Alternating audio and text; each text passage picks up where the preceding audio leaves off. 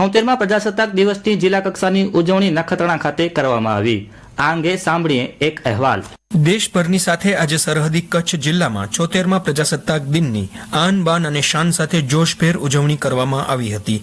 જિલ્લા કક્ષાનો મુખ્ય કાર્યક્રમ નખત્રાણા ખાતે યોજાયો હતો। કલેક્ટર અમિત અરોરાએ રામાણી ગ્રાઉન્ડ ખાતે તિરંગો લહેરાવીને કચ્છની ખમીરવંતી પ્રજાને ગણતંત્ર દિનની શુભેચ્છાઓ આપી હતી। આ પ્રસંગે પોતાના પ્રાસંગિક ઉદ્બોધનમાં કલેક્ટરે જણાવ્યું કે કચ્છ જિલ્લો રાજ્યના વિકાસ મુગટમાં ધ્રુવ તારા સમાન ચમકી રહ્યો છે। વિકાસના રોલ મોડેલ બનેલા ગુજરાતની વિકાસ યાત્રામાં કચ્છનું વિશેષ યોગદાન છે। હસ્તકળા, પ્રવાસન, ઉદ્યોગ, ખેતીવાડી સહિત અનેક ક્ષેત્રમાં કચ્છ જિલ્લો અગ્રેસર બન્યો છે। આફાટ રણ, દરિયો અને ડુંગરોની ધારનો અનેકો ત્રિવેણી સંગમ ધરાવતી આ ભૂમિ ભારત તથા દુનિયાના ફલક પર ધ્રુવના તારલાની જેમ ચમકી રહી છે। ભૂકંપ પછી બેઠો થયેલો કચ્છ જિલ્લો આજે ગુજરાતના વિકાસ મુગટમાં અલગ સ્થાન ધરાવે છે, જે ગુજરાત રાજ્ય માટે ગૌરવની વાત છે।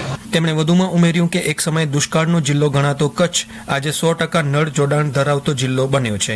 રાજ્ય સરકારના પ્રયાસોના કારણે કચ્છની બન્ની ભેંસ, ખારાઈ ઊંટ, કચ્છી સિંધી અશ્વને અલગ ઓલાદ તરીકેની રાષ્ટ્રીય માન્યતા પ્રાપ્ત થઈ છે, જેનાથી પશુઓની વેચાણ કિંમત વધતા માલધારીઓને આર્થિક ફાયદો થયો છે, તેમ શ્રી અરોરાએ જણાવ્યું હતું। આ પ્રસંગે તેમણે પરેડ નિરીક્ષણ કર્યું હતું। ત્યારબાદ પરેડ કમાન્ડરની આગેવાની હેઠળ પોલીસ, હોમગાર્ડ, જીઆરડી તથા એનસીસીની પ્લાટૂનોએ માર્ચ પાસ્ટ કરી હતી। આ ઉજવણીમાં વિવિધ શાળાના બાળકો દ્વારા રજૂ કરાયેલ સાંસ્કૃતિક કાર્યક્રમોએ દેશભક્તિનો અનેરો માહોલ સર્જ્યો હતો। ડોગ શો, દેશભક્તિ ગીતો, અભિનય ગીતો, ફૌજી નૃત્ય, સમૂહ નૃત્યની પ્રસ્તુતિના પગલે ઉપસ્થિત જનમેદનીમાં ઉત્સાહ અને રોમાંચનો માહોલ સર્જાયો હતો।